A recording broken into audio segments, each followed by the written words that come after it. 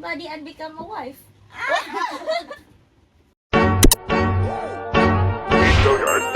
I got so much motherfucking design on right now. Bring it down, bring it down, make it come out and do the whole thoughts. I'm the dog with it. Bitches on my line, and you know. Hello, wonderful viewers! Welcome to our podcast with Miss J in the Philippines. Another As episode. always. So today we are going to talk about the renting a Filipino woman in the Philippines. Of course, What? we're talking renting a Filipino Renting, woman like, in the okay. Philippines. Renting. Since I know there are some of you that might going to be shy going to the Philippines or don't have any person knows here, or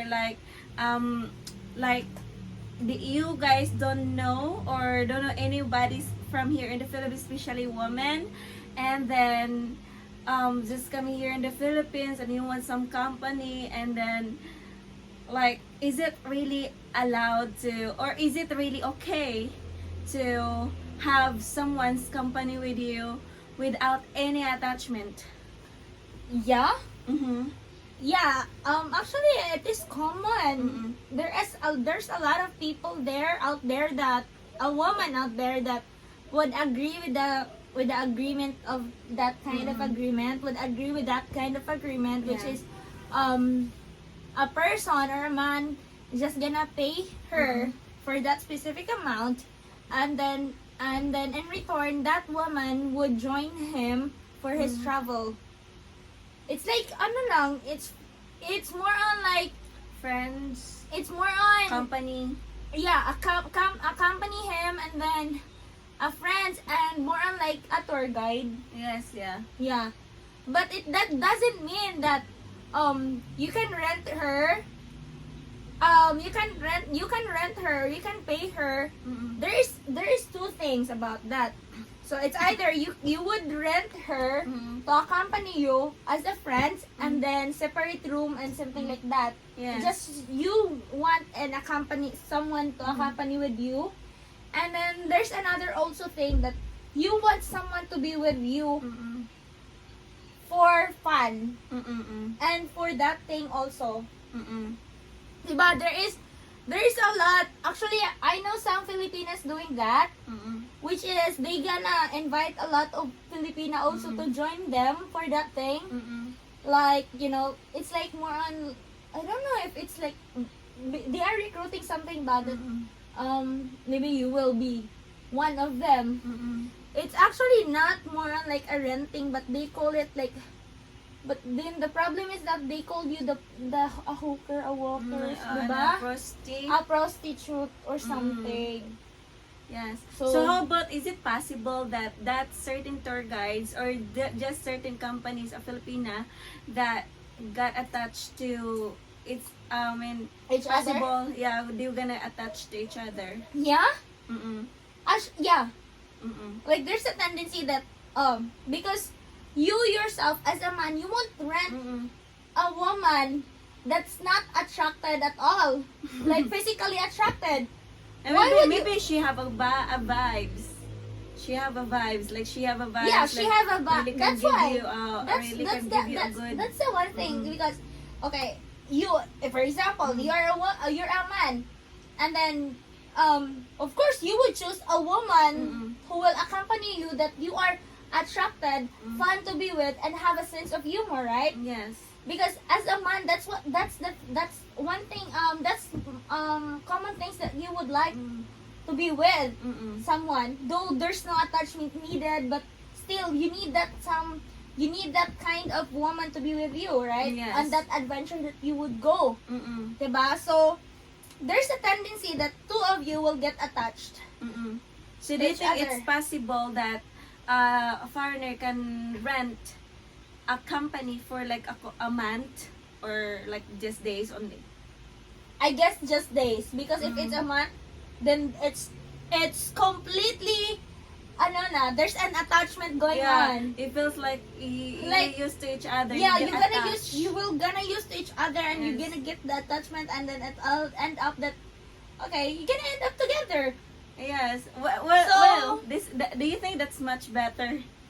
I Yeah. well, much better if you are willing to Willing to commit, yeah. willing to proceed that kind of thing of commitment, willing Yeah, to give another up, level. willing to give up the fun thing that you have, you know, that you want, and then proceed on the future that you are together, like, you know, a But they rental. still can, you know, they still can have fun whenever they goes. Yeah. Yeah, they can You know, travel that's gonna together. be a fun, no? A rental woman, a rental So woman.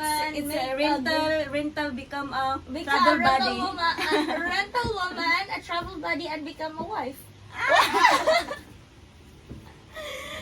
So it's like a rental girlfriend become a wife, become my wife. My rental girlfriend Diba, there's a become my movie, wife. Girlfriend for Hire. Ah, yeah. Oh, there are girls are girlfriend for hire or something like that, diba? But how about those people that have a medical or health issues? Like, they just don't want to go somewhere else, but they don't know anybody. They just wanted to rent Ah, or okay. like hire someone to accompany them.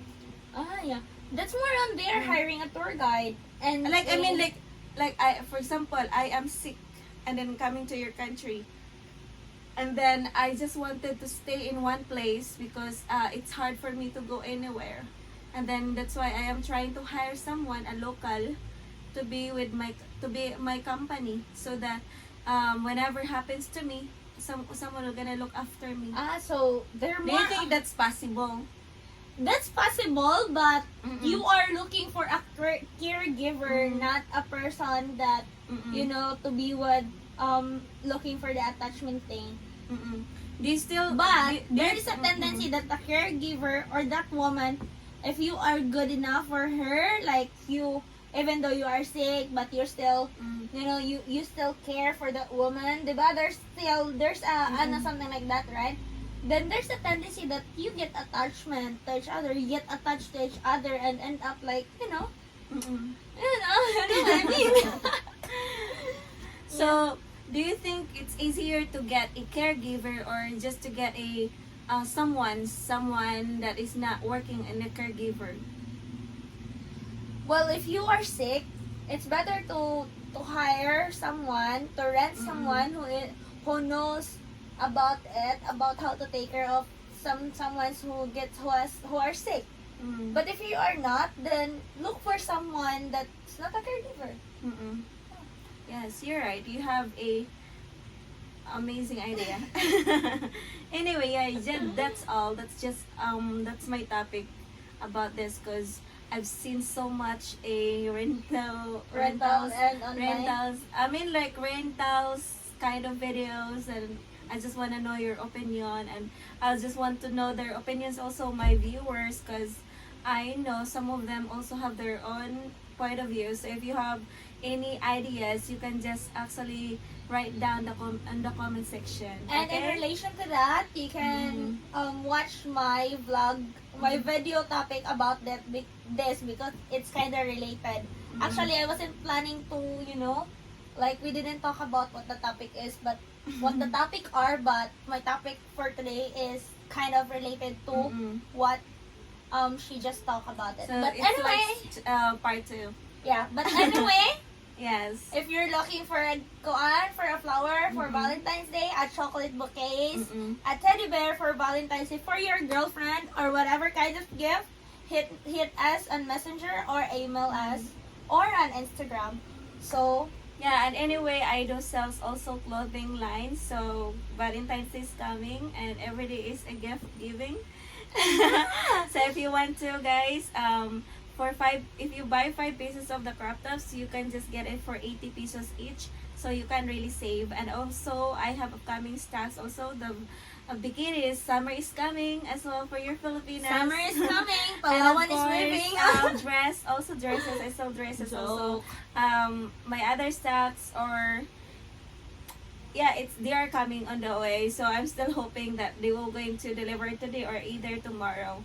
So bye bye everyone, and subscribe to our channel Filipino Wonder and Miss G in the Philippines. Babush!